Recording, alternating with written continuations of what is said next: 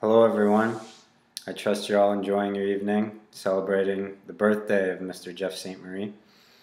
For those of you who don't know who I am, I'm Chris St. Marie, and I'm blessed to say I've had the pleasure of calling Jeff Dad for the past 24 years. I would have loved to be with you all this evening. I'm currently south of the border at school earning my master's degree, which unfortunately doesn't allow for much time off. Thanks to the joys of technology, I'm able to share my wishes through online video. And I'd like to take a few moments to remind you all of what makes Dad so special. You'll notice I just said Dad, not my dad, because Jeff St. Marie serves as a dad to more than just Brianna and I, but to so many others as well. And I'm sure many in the room can attest to that. Dad is efficient. He gets up every morning right around 5 a.m., drinks his coffee, reads the newspaper, and heads up to his office to write the morning announcements. At least I think that's how it goes down. I've only ever been up once or twice to actually witness it. From there, he's back up in the kitchen, wolfing down his Frosted Flakes, and he's usually out the door by 7:30 for another day in Ramland. It's usually about 6 o'clock when I hear the roadmaster pull back in the driveway.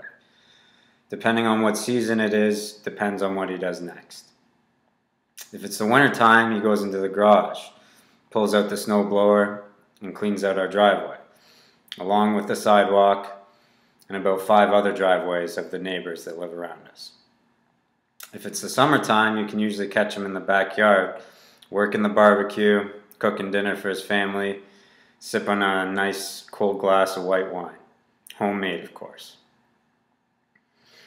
After dinner, usually you can find him in the kitchen, doing the dishes, listening to CBC radio. Not once as a kid do I remember ever doing the dishes. It's like he actually enjoys doing it. Weird, I know. Depending on the night of the week determines what he does next. You may find him at the church, teaching the youth group. You may find him standing at a podium, preaching his wise words to a crowd. If not, he's likely at the local Tim Hortons, meeting with a troubled friend or student. This, of course, goes without saying. He's already been to Parkwood Hospital to visit my grandfather, and he's already been to the Dearness Home to visit my grandmother. If you were to catch Dad with his feet up, it would be on a Sunday night, laying on the couch with a bowl of butterscotch ice cream, enjoying the weekly segment of 60 Minutes. My friends always ask me, Chris, why does your dad get home at 6 o'clock when school ends at 3 o'clock? He's a busy guy, I told them, and that he is. Dad is creative. If you've ever been to our house, you know what I'm talking about.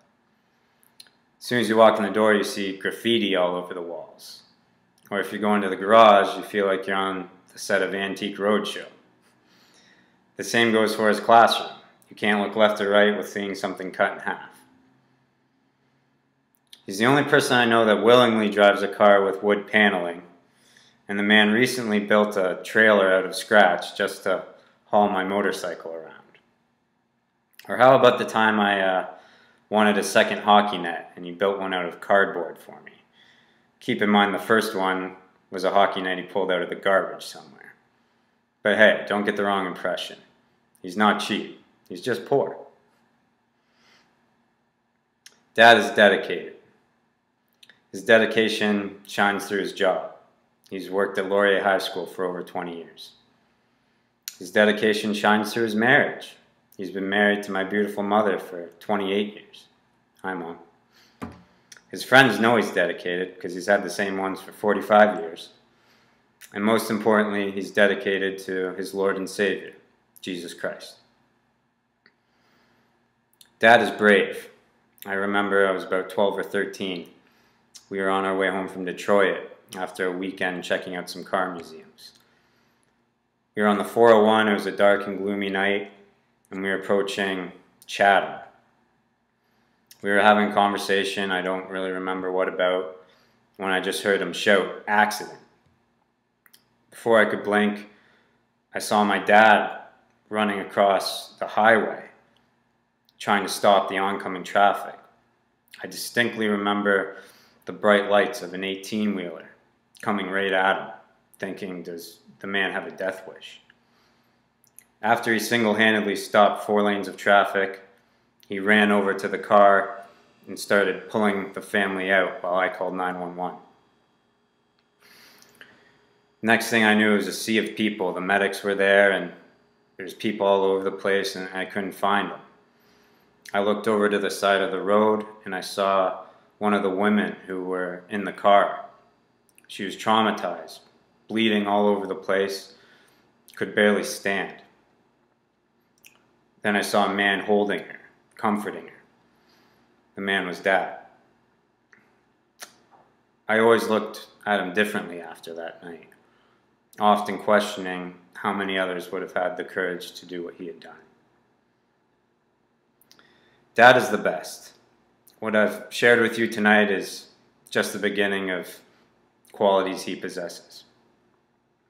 I could literally be here all night sharing stories, but I won't do that because you guys have stories to tell.